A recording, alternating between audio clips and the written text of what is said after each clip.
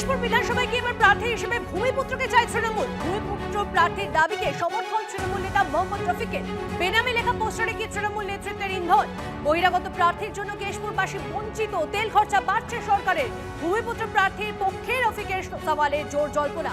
বর্তমান বিধায়ক শিউলি সাহার প্রতি কি আস্থা নেই দলের একাংশের? বলতে পারবো না কে দিয়েছে, কিন্তু একটা কথা বলি, যেভাবে কেশপুরের মানুষ বঞ্চিত হচ্ছে বাইরের প্রার্থী হওয়ার জন্য, যেভাবে সরকারের তেল খরচা হচ্ছে, তাতে কেশপুরের ভূমিপুত্র হলে আমি মনে করি ভালো। যে কেউ হোক, দল যাকে ঠিক করবে সেই প্রার্থী হবে, কিন্তু আমি চাই দলের বা সরকারের খরচা কমানো হয়। লোকাল প্রার্থী হলে খরচা অনেক কমে যায়।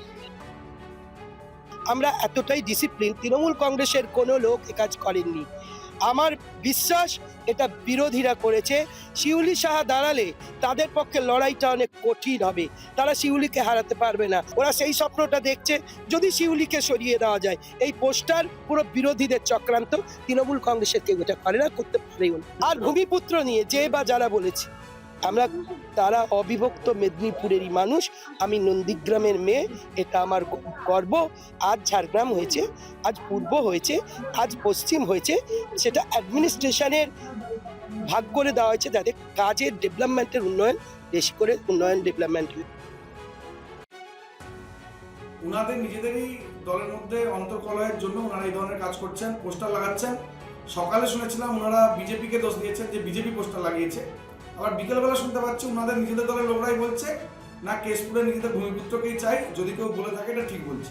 মানুষ বুঝতে পেরেছে, তৃণমূল কংগ্রেসের কর্মীরাও বুঝতে পেরেছে যে তৃণমূল কংগ্রেসের যাদেরকে বিধায়ক বানিয়েছে, লুটতরাজ যারা চালিয়েছে, তাদের বিরুদ্ধে তৃণমূল কংগ্রেসের ছোট ছোট কর্মীরা পথে নেমেছে।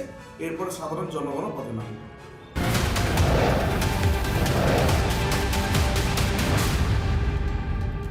রাজ্যের নির্দেশে খোয়ানো পদ ফেরত এলো হাইকোর্টের নির্দেশে। 1 মাসের মধ্যেই খড়গপুরে ফের পুরো প্রধানের পদে বসলেন কল্যাণী ঘোষ। কথা বলবো আমাদের প্রতিনিধি দেবব্রত আমাদের সঙ্গে রয়েছে। দেবব্রত, ঠিক কি কারণে তার পদ চলে গেছিল, কিভাবে তার পদ ফেরত এলো, যদি একটু ডিটেলসে জানা হয়। দেখো, প্রথমে যেটা বলি যে মূলত সাধারণ মানুষ পৌর পরিষেবা পাচ্ছেন না, মূলত এই অভিযোগ ছিল। এই অভিযোগের পরিপ্রেক্ষিতে প্রথমে শোকজ, তারপরে কিন্তু তাকে সাসপেন্ড করা হয়েছিল, মানে পুরো বোর্ড ডিজলভ করে দেওয়া হয়েছিল রাজ্য সরকারের তরফে। এবং পরবর্তী ক্ষেত্রে সেই বোর্ড ডিজলভ করে দেওয়ার ক্ষেত্রে কিন্তু হাইকোর্টে কেস হয়, এবং সেই কেসের পরিপ্রেক্ষিতে ফের 1 মাসের মাথায় বা 20 থেকে 22 দিনের মাথায় কিন্তু ফের পুরপ্রধানের পদে দায়িত্ব ফিরে পেলেন বা দায়িত্বে আসলেন কিন্তু কল্যাণী ঘোষ। যদিও স্থানীয় তৃণমূল নেতারা বা ওখানকার যারা নেতৃত্ব রয়েছেন তারা বলছেন যে দলীয় নির্দেশ কিছু নেই যে ওনাকে পুরপ্রধানের পদেই বসতে হবে, কিন্তু হাইকোর্টের যে নির্দেশ রয়েছে পুরো বোর্ড গঠনের, তার ফলে পুরো বোর্ড গঠন হয়েছে। এবং যেহেতু উনি পুরনোভাবেই পুরো বোর্ডের চেয়ারম্যান ছিলেন, তারপর তিনি তার পদ ফিরে পেয়েছেন। বেশ, ধন্যবাদ। সরকারি বলছে যে গভর্নমেন্ট মানে এই পৌরসভা ঠিক মতো পরিষেবা মানুষকে দিতে পারে। তো আমরা সাধারণ মানুষ, আমরা তো বলবো, আমরা তো জানি, আমরা ভুক্তভোগী যে আমরা খড়গপুর শহরের মানুষ কি পরিষেবাটা পাচ্ছি। এক্সপেক্ট করছি কি পেয়ে যাবে, ওরা কিছু মডিফিকেশন করতে পারে। একটা পানিশমেন্ট হয়েছে চেয়ারম্যানকে, হতে পারে ঘাটতি, আমরা এখন ঠিক করি। আমার মনে হয় না কি ঘাটতি হয়েছে, যে পয়েন্টগুলো দিয়েছে সেগুলি হয়তো ঘাটতি হয়েছে। খুব আসবে না, সেভাবে আমরা সব কাউন্সিলররাই ঝাঁপিয়ে পড়ে পরিষ্কার করি। মানুষের সেই আস্থাটা যেটা হারিয়েছে সেটাকে ফিরে আনার চেষ্টা করা উচিত। আর আমরা যদি ওনারা ভালো কাজ করলে, আমরা বিরোধীরা ওনাকে পাশে আমরা থাকবো, সাথ দেব। আর ওনারা যদি পরিষেবা ঠিকমতো না দিতে, তাহলে আমরা ওনার বিরোধিতা বোর্ডেও করবো, বাইরেও রাস্তাও করবো। आपका घर में एक दिन तकलीफ होगा तो आपके घर छोड़ के चला जाएंगे क्या? नहीं ना। उसी तरह तकलीफ तो होता रहता है, ये तो इंसान है, इंसान का ज़िंदगी में अच्छा भी होता है, बुरा भी होता है। शायद 20 दिन खड़गपुर म्यूनसिपलिटी के लिए बुरा दिन था, फिर अभी अच्छा हो गया है, फिर से पब्लिक को सेवा मिलेगा।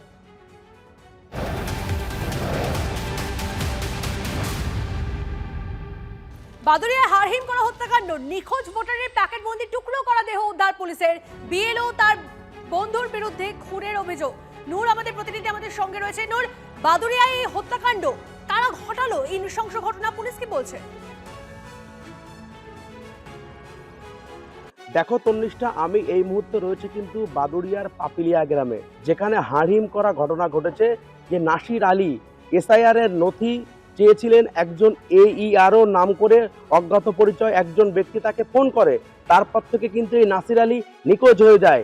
নাসির আলীর পরিবারের তরফ থেকে বাদুড়িয়া থানায় নিখোঁজের অভিযোগ করা হয়। তারপর কিন্তু বাড়ির পাশের যে খাল থেকে উদ্ধার হয় নাসির আলীর জুতো এবং মোটর বাইক। তারপর কিন্তু বাদুড়িয়া থানার পুলিশ তদন্তে গতি আনার পর গতকাল কিন্তু বাদুড়িয়া থানার বিভিন্ন প্রান্ত থেকে এই নাসির আলীর টুকরো টুকরো দেহ একেবারে প্যাকেটবন্দি অবস্থায় কিন্তু উদ্ধার করে পুলিশ। ঘটনায় কিন্তু যিনি এই পাপিলিয়ার 22 নম্বর বুথের বিএলও তিনি কিন্তু গ্রেপ্তার হয়েছেন, পাশাপাশি সঙ্গে আরও একজন গ্রেপ্তার হয়েছেন। এই বিএলওকে জিজ্ঞাসাবাদ করে কিন্তু নাসির আলীর খোঁজ মিলেছে। আমরা কথা বলবো যারা পরিবারের সদস্য রয়েছে তাদের সঙ্গে আমরা কথা বলবো। বলছি, কেন খুন করা হলো আপনাদের এই পরিবারের সদস্যকে? কেন খুন করা যায় এটা তো বলতে, আমরা চাই যে আসামি খুন করেছে তাকে কঠোর শাস্তি হোক এবং ফাঁসি চাই আমরা। কি কারণে খুন করা হলো? কি কারণে খুন করা হয়েছে এখনো তো সেটা জানা যায়নি।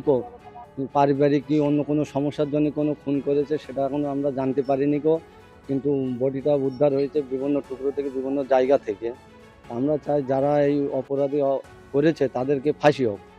একেবারে পরিবারের লোকজন কিন্তু চাইছেন যে এই ঘটনার সঙ্গে যুক্ত তার শাস্তি চাইছেন। আমরা কথা বলবো, আরো একজন পরিবারের লোক রয়েছে তার সাথে কথা বলবো। তাহলে কেন খুন করা হলো আপনাদের পরিবারের লোকজনকে? এটা তো আমরা বলতে পারি, এটা পুলিশ প্রশাসন তদন্ত নিয়ে সেটা বার করবে, এটাই আমাদের দাবি। আর প্রথম দাবি হচ্ছে যে আমার কাকাকে যারা এইভাবে নৃশংসভাবে হত্যা করেছে তাকে আমরা আমাদের পরিবার থেকে ফাঁসির দাবি চাচ্ছি আমরা। বেশ, পুলিশের একেবারে পরিবারের তরফ থেকে কিন্তু পুলিশের তদন্তের উপর ভরসা করছেন তারা, সেদিকেই নজর থাকবে আমাদের। আপাতত ধন্যবাদ। আমার স্বামীর সঙ্গে কারোর কোনো ঝগড়া অশান্তি, কোনো শত্রুতা কিছুই নেই। স্বামীর বন্ধু ছিল, তাই তো? হ্যাঁ। আর আপনি কি চিনতেন রিজওয়ানকে? আমি ওইভাবেই চিনতাম, স্বামীর বন্ধু হিসাবে। শাস্তি চাই, আমার স্বামীর প্রতি যে অত্যাচার করেছে তার উপর শাস্তি চাই। শিলংগামী ইন্ডিগোর বিমানে বোমাতঙ্ক, যাত্রীদের নামে গোটা বিমানে তল্লাশি, বিমানে বোমা রাখা, শৌচাগার থেকে চিরকুট উদ্ধারে আতঙ্ক, হুমকির পেছনে কে খতিয়ে দেখা হচ্ছে।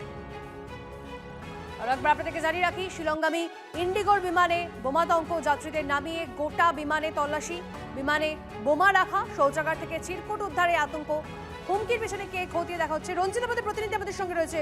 রঞ্জিত, এখন অব্দি কোনো আপডেট? দেখো, এটা নন স্পেসিফিক বলে কলকাতা বিমানবন্দর সূত্র মারফত আমরা জানতে পারেছি যে কোনো স্পেসিফিক বোমা রাখার এখনো পর্যন্ত কোনো ক্লু পাওয়া যায়নি, এমনটাই কিন্তু কলকাতা বিমানবন্দর সূত্র এবং সিআইএসএফ সূত্র মারফত আমরা জানতে পেরেছি। এবং কলকাতা থেকে শিলংগামী ইন্ডিগোর বিমান 7304 যখন কলকাতা থেকে শিলংয়ের উদ্দেশ্যে যাত্রা করার আগে যখন বিমানটি চেকিং করা হচ্ছিল, সেই সময় ল্যাবরেটরিতে একটি চিটকুটে লেখা, অর্থাৎ বিমানে বোমা আছে, যে কোনো সময় দুর্ঘটনা ঘটতে পারে, বোমা ব্লাস্ট করতে পারে, এই ধরনের একটা রিটেন লেখা পাওয়া যায়।